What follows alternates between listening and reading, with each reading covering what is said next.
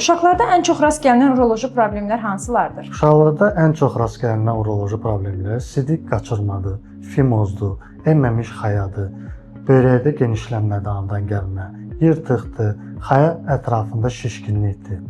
Bunlar ən çox rast gəlinən xəstəliklərdir. Doktor, verilən ən çox suallardan biri belədir ki, xayanın yerində görünməməsi hansı problemin əlaməti ola bilər? Xayanın yerində görünməməsi bu kriptarxizmdir. Yəni bir xaya və hər iki xayanın yerində olmaması.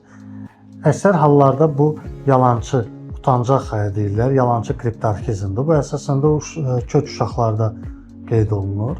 Amma yenə də müayinə etməmiş düzgün diaqnoz qoymaq biraz çətinlik çəkir. Valideynlərə məsləhət odur ki, uşaqlarda xayaları yoxlasınlar, görsünlər yerindədir yoxsa yox.